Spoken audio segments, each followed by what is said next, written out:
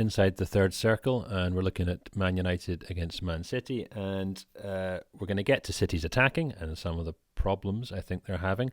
But before we do, let's just have a look at some pressing. I'm going to talk about pressing too much, but this is interesting. There's a lot. We talk about zonal defending, man-to-man defending, hybrid pressing. What are the triggers? What are the jumps? All this kind of thing. But I think watching Ahmad here gives us really good insight into how, in this case, the weak side winger, the weak side wide player, is perceiving and deciding and executing actions right in the defensive phase. So you've got the right back Dallow's pinned inside by Bernardo Silva, classic Guardiolan positional chess moves here, and on the ball is Rodri. You can see, now this is really important, is to see that Diallo is looking at the ball carrier, right? He's aware that Doku's there. Of course, that's why he's there. That's why he's dropped down. But in this moment, this diag could come in the next action from Rodri, right? It's the ball's out from his feet. He could ping that with the right foot and look for Doku. So Ahmad's body orientation and movement is in relation to the possibility of that pass coming.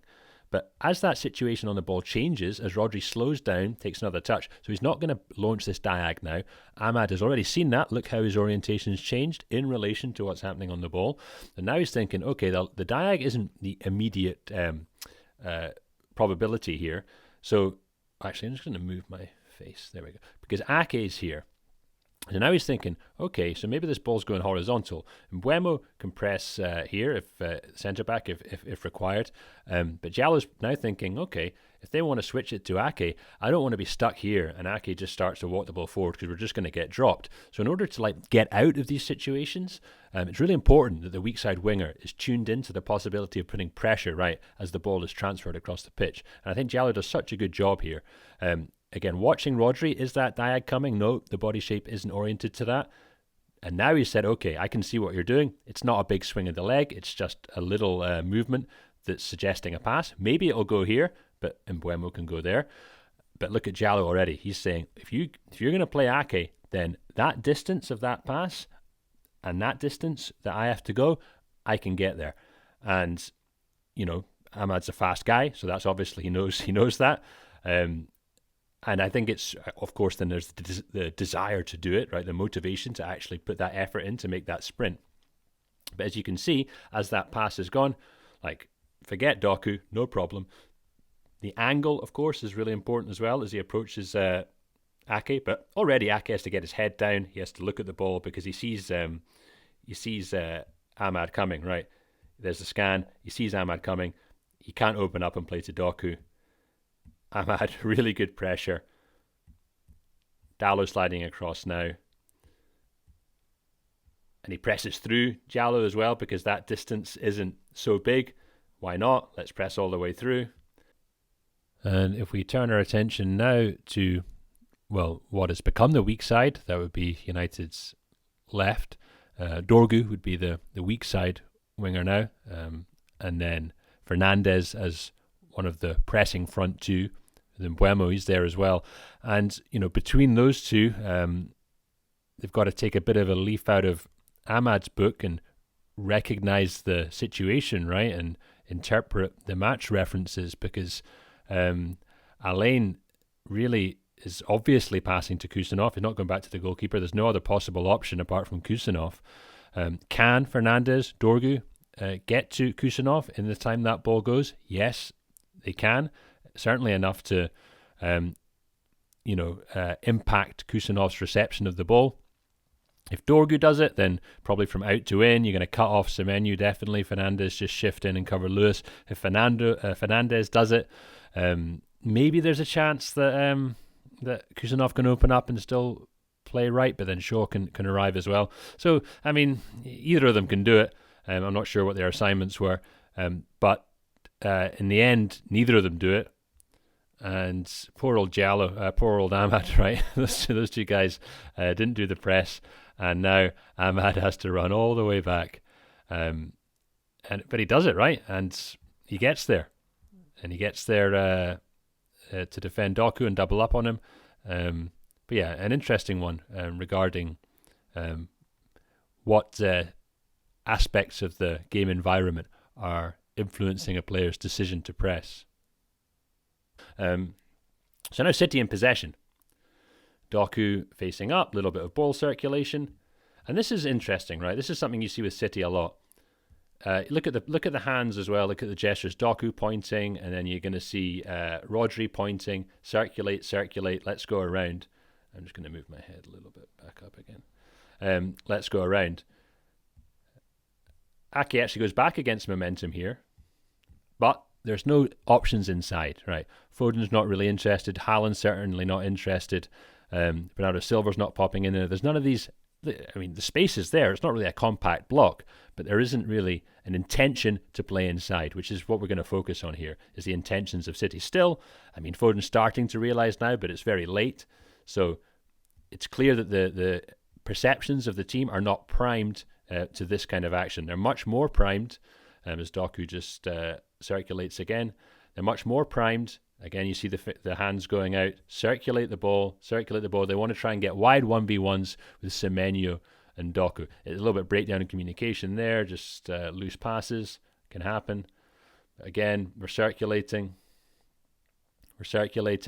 Are we going to go inside? Is Ake going to look inside? Maybe bounce to Foden. That could go to Rodri, third man, and access the opposite half space. There's Rico Lewis in there. Maybe not. Again, not looking inside. Even now, is it going to go inside? Is Silva ready? Just pop it in there, little third man. There's Foden. There's Haaland in there. Little access to the centre. But again, Ake really doesn't have eyes for that. He's got eyes for this zone, the wide zone. Silva starts to make this kind of underlapping half space run, and we get this pass. It's kind of forced, and it's away from goal, and it's really not such a dangerous situation. So just an early example there of the way that City players are perceiving in attack. And again, ball inside. Here's Rodri. Again, not a compact block, plenty of space. Look at the referee, no one around him. Just worth looking at Foden's movement. Again, Haaland pointing away, or maybe he's pointing to Rodri actually, but he's certainly not wanting the ball now, Haaland, to receive it and maybe flick it on to Foden. Foden's not dropping in here to look for that quick ball into his feet. Rodri's not really interested in carrying the ball. Foden moving away, right? Moving to the opposite half space. Passing lines are open through there. Again, it's not particularly compact, but Foden's there ready to receive. Orientation, look at the body. It's only going one place, right? It's being funneled out wide to Semenyo for this, right? This is what the orientation's all about, the attacking organisation. It's Haaland's in the centre, trying to feed off 1v1s from Doku, in this case Semenyo, but it's a little bit predictable, right? And you get this situation where he's outnumbered. There's also outnumbered in the middle, so it's hard to score from here. Semenyo goes for it. Again, maybe a cutback you could get to Foden. I think running off Casemiro could be on, but I mean the line's blocked. Really outnumbered in the middle, so really hard to score from there. And City lose the ball. The attack breaks down. Yeah, and you can definitely say that there's, the City are open here, I guess. There's concerns about rest defence if they're going to play central. And yeah, again, fair enough. They're not organised really to do it. They're strung out across the top line. It's not really great situation for counter-pressing if the ball's lost in there. But it it shows the intentions, right? And I think United know those intentions, right? It's very open. Like the passing line to Haaland is open. They're not really care about closing that. And the fact that there isn't that threat or potential threat inside makes it easier to defend wide, right? Because you're not sucked in. You can be ready for the wide attack. So yeah, I mean it's more about intentions. I'm not saying to fire it into Haaland here. Of course, there's rest defense issues, but it's about the intentions. And when the intentions are easier to read, it's easier to defend. This one's interesting. It's a little bit deeper this time, but Kusanov takes a touch here. Right foot pass could be zinged in. Again, but there's no intention, right? And I'm not trying to say like, oh, they should be doing this, they should be doing this. Like, say, have their way of attacking. I'm just pointing out that they are not attuned or intending to use, let's say, Haaland as a bouncing board here for the third man to hit this diagonal pass inside to Haaland. They're just not. They're not interested in it, right? They're not, that's not the way the attack is tuned. It's not something that you really see these balls going into Haaland. And just to give a counter example, I suppose, let's see Conte's snap. Like, Conte is always trying to use the strikers in this way, and he tunes the players' attention to this. It's Boikema on the ball for Napoli. I think that's who is that? 22 Di Lorenzo, and like he can go into detail here, like as to how ready these Napoli players are for it, because you can see already Di Lorenzo having a look over his shoulder. Okay, where's Højlund? Ball's gone to the right defender. Chances are it's going to hit the 9. Am I ready? McTominay, what's he thinking? He's having a little look over his left shoulder. Am I going to be ready? There it is. Can I going to be ready for the third man? And double movement from Di Lorenzo to be ready to spin round. There's Boikema shaping. There's Højlund. He's ready. Bang. In. And this is like clockwork with Conte teams, right? And again, I'm not saying better or worse, but it's just very evident the difference in orientation. This is the central orientation through to the striker, and they're looking for these third-man combinations. Not really present in City. Haaland is not that kind of player. It's not his speciality. He has many strengths, obviously, but the link-up play is not among his top attributes. Again, we're going to see wide orientation because we're going to see this situation here. Rodri, of course, very, very good.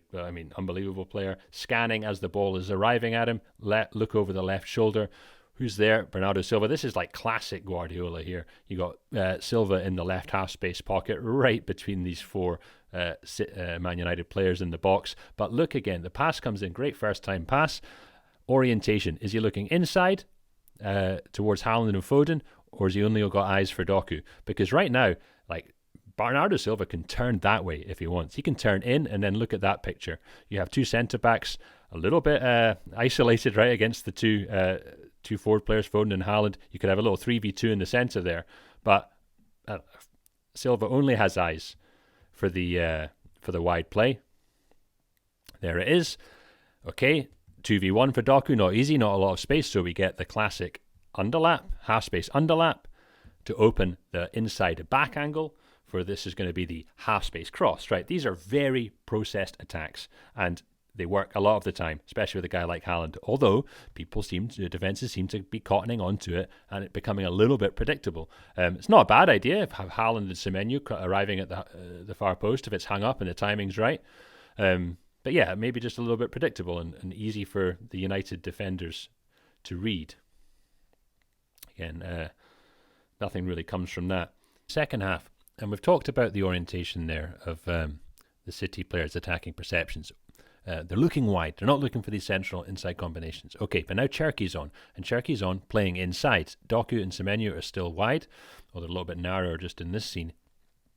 But when Cherki comes on in an inside position, like, the dynamics of the attack change because of who Cherki is and the type of player he is. Here he drops out. Give me the ball. I'll take it. Stud control. Okay, now let's attack. And Cherki wants to play attacks in here. He wants short game, pass and move, touch and play, little combinations, give and goes, flicks, tricks, all that kind of thing, stuff that Cherki is a specialist at. The question is, like, how does that jive with the City orientation of Doku, Semenyo holding width, Haaland as a 9. Okay, you've got Lewis and Silva in there as well. But is it set up? Do these two ways of playing, do they go together? And I think there's dissonance between them. And I think that's the big part of the problem City are having. Here we see Cherki wants to play short, wants to play inside. Rico Lewis recognises it, approaches Cherki. Cherki loves players approaching him, so he can use them as walls, and you can get combinations flowing. Pass and move into Lewis, little touch from Lewis. Love it, no problem. Cherki takes it, but where's the next one? You need the 9 here for this kind of play. You need the 9 to be comfortable there for the next link up. But Haaland is part of the three in the line. Haaland's part of the three in the line initially, but he doesn't really see that potential of what's happening there, of Cherky coming for the give and go and needing the next bounce. Haaland moves kind of away from the game, really. And that means Cherky now doesn't really have that option. Also, Doku, standing with his arm raised out on the left, if he had moved in, as Cherky did that pass and move combination with Lewis, Doku had moved inside, then there'd be an option now for another little pass and move, a little 1-2 combination between Cherky and Doku. But it's not there, right? So the ball has to get shoveled out wide. So Cherky wants to play this game. Rico Lewis comes to play the game, but the other City players, certainly not Haaland or Doku, are on the same wavelength. So you get this kind of dissonance. A bit of a breakdown of communication, right?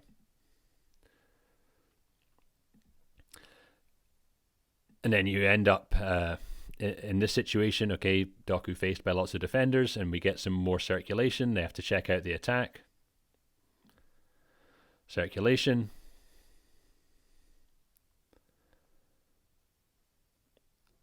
Eventually it comes round again. Rodri sees a good one. Rico Lewis moved inside. Again, three in a line. But again, I don't think it's really perceived by Haaland or the City players, this potential of the three in the line. Could be the next one, straight into the nine's feet. Little bounce, and there's Cherky to pick it up. Would love that situation. Play with Silva. Doku can run as well. You can get the combination going. But Haaland's moving away, not interested. He's more interested in peeling away, probably thinking, how can I get in the box for a finish? Because that's his game. That's what he's the absolute master at. He's not the guy to be there for little touch in and little bounce back. It's not the worst decision, right, from Rico Lewis. He sees Semenyo making the run. But that pass, is it ever really on? Probably not. If those little combinations are there, then you get to maximise Cherky. But it's really evident with these ones, right? With this one. This ladder type situation. Give, go, where's the next one? And here's one from earlier in the season. This is against Swansea. Cherky, similar situation, a little bit wider. Oscar Bob approaches. Pass, move, gets it back. But this time we have the 9. It's Marmoush. And Marmoush is more tuned into this type of game. Right, it's not his like speciality really. He's like a kind of a second striker. Not link-up specialist, but more attuned to it than Haaland. And there we get the next combination. Could go back to Cherky. Marmoush tries something else. Tries to get it back to him there. Almost. And you see the little exchange between the two players there, saying, yeah, okay.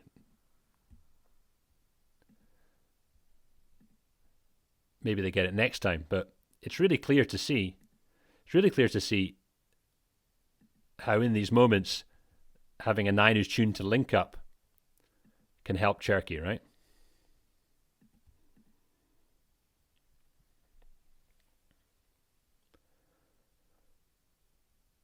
And just a final clip here. City 1-0 down at this point.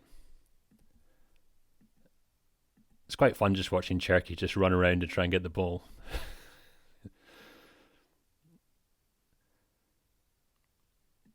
He's going to come and offer. There he is again. Just give me the ball. He wants it. He'll probably try and play in there. He'll try something. Doesn't get it, so now he's running over here. Okay, but he gets it. Okay, Cherky attack again, where Cherky's conducting it. It's different from this circulation, look for 1v1s and you know the processes, the underlapping runs and the half-space crosses, etc.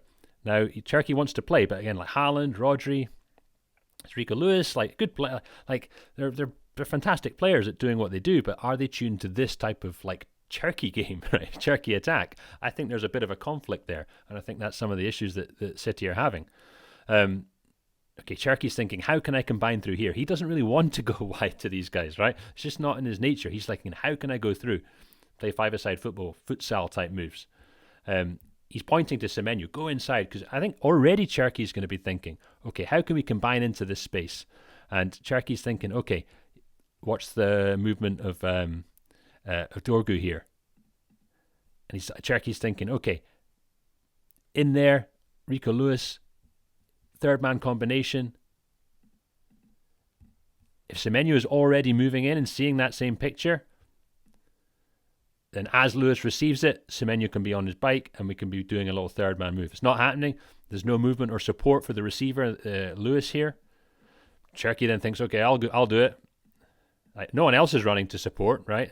Alan standing, Rodri standing, Semenyo's a little bit flat-footed.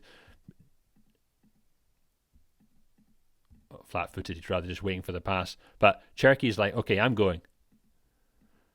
Could it go inside now?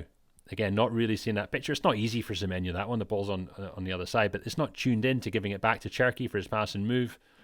Could it go back there again? Again, difficult, not quite set up for the move. Look at Cherky's hand gestures now.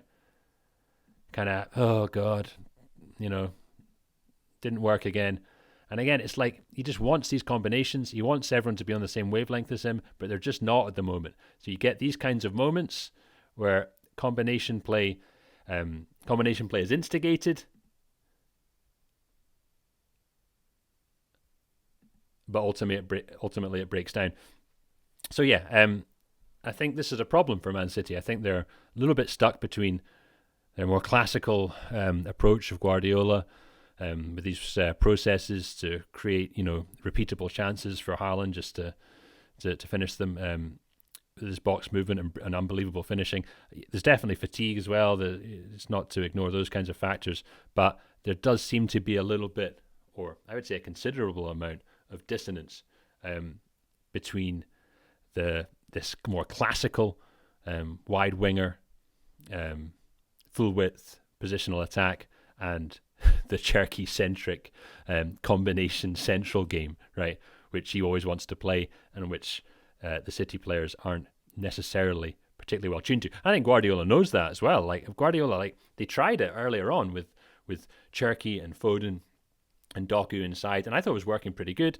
Obviously Guardiola didn't like it for whatever reasons, lack of stability, lack of repeatability of the chances, maybe more the defensive side of the game as well. So now, having switched back to more full width wingers, how does Cherky fit into that? It's going to be interesting to see how it develops.